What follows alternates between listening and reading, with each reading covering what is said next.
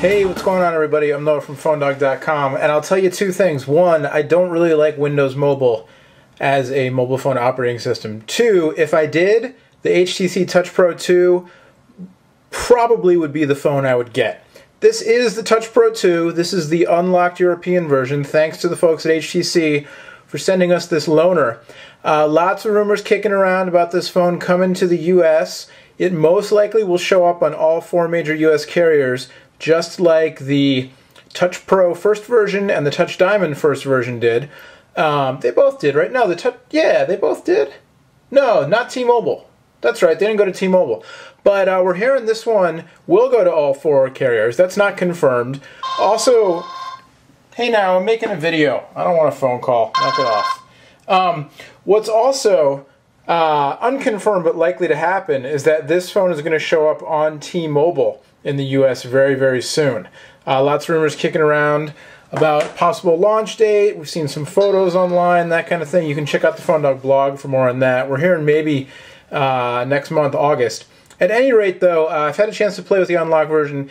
I've been using it on AT&T here in the San Francisco Bay Area. It doesn't do 3G because it doesn't have the banding for it, but Edge and Wi-Fi. Obviously, the US versions will do 3G.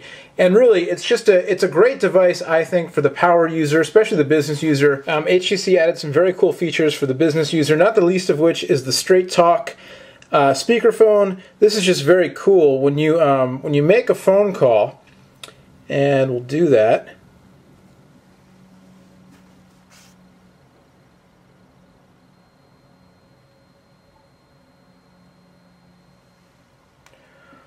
We'll call my voicemail here, and we'll flip the phone over. Speakerphone comes on. Speakerphone comes on automatically. Please think of a permanent password now. There's a mute button you can hit, so you can see the light turn red there. That means I'm on mute so that the people on the other end can't hear me. So if we're having a business call, you know, and I'm with my colleagues and we're talking about acquiring some other blog, we can put them on mute and be like, their blog isn't worth more than $20. And then we can turn mute off and offer them, you know, $19.99 or $22 or whatever. When you're in a call, you've got a bevy of features here that you can use. You can obviously turn on the speakerphone without flipping the call over. But it's also very easy to add somebody to a call. You just hit the add call button, and then you can add a number in, or your contacts show up as well. Just very, you know, very nice to use, very well done. Whole slew of in-phone or in-call options. You can do video calling if it's supported. You can go to your history, you can, you know, notes, contacts, all that kind of stuff. Really, everything on this device that is not Windows Mobile, everything that HTC did, I think works really well in general. You've got your TouchFlo 3D. There have been rumors about the TouchFlo 3D version 2.5 maybe coming out. This is version 2.0, TouchFlo 3D 2. And it's like TouchFlo, but it adds some cool things. You've got, you know, your people. You can set up favorites here on the front, and you can flick through them. You can add favorites. For each of your favorites, you can choose how you want to communicate with them, text or voice, or if you have email and other, you know, other ways of contacting them in there, you can use those as well. You've got your messages interface, which is similar to that on TouchFlo 3D, the first version. In Mail, you know, again, you can scroll through your inbox from the front without going into Mail, but when you do go into Mail, you get the Windows Mobile Mail interface, which is not my favorite. And that's where the pain comes in, is when anytime you have to go deeper into the device, you have to go into the Windows Mobile and out of the TouchFlo 3D is for me when, you know, it's too bad, because I don't really like using the Windows Mobile interface all that much.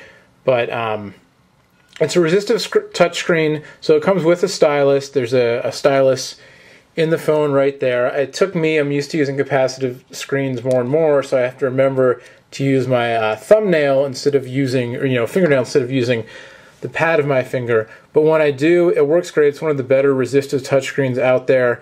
Obviously a very large touchscreen. You can see, you know, things like calendar, web browsing in particular, just look great on this phone. So we'll hit YouTube. Here's a custom YouTube app that HTC did. Works really well. I'm connected over Wi-Fi right now, so it's pretty speedy.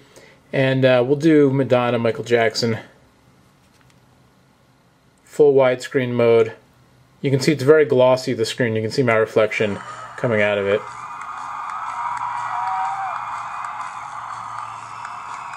But it's very responsive, and in general, you know, performance on the phone was great. I had a chance to play with a pre-production model a while ago. This is actually a test sample only. When I boot it up, I get a message saying, you know, for testing only. But compared to the pre-production model I used a month or two ago, this even better. Here's your stocks. I do not own these stocks. I just put in some random stocks to try it out. Everybody's going down today. Or no, that's from a few days ago. Oh, there you go. Oh, Sprint's on the rise today. Everybody else is going down. One kind of cool thing about this phone, we'll show you in photos and videos, is the zoom bar on the bottom. This is actually just below the touch screen. There's a little area, kind of like the gesture area on the Palm Pre, and you can use this area to do one-handed zooming in or out. HTC likes to talk about how pinching, you know, like iPhone-esque pinching is great, but you need two hands to do it really, because you have to have one hand to hold the phone and the other hand to do your pinching. Whereas here, this enables one-handed use by being able to just scroll back and forth on the zoom bar to zoom in and out. Whatever your feelings about that, it definitely works well. Fun to use. For web browsing especially, it's very cool.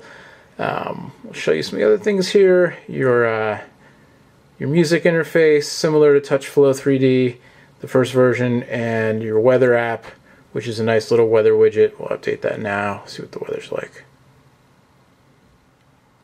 There you go. Your settings. So, and then we'll go back to the home screen and we'll show you when the phone opens up. Here's your full QWERTY keyboard. This is one of the highlights of the devices. This is one of the best QWERTY keyboards I've ever used on a cell phone, if not the best. It's large and it makes for a large phone. The size is offset by how big the screen is and then how easy to use and how large the keyboard is. It's 5 full rows. The keys are offset like they are on a regular computer keyboard in terms of the alignment of the rows.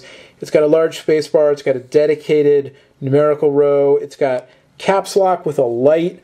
I mean, just all these little things that are, you know, kind of cool. The function key also has a light to let you know when it's on.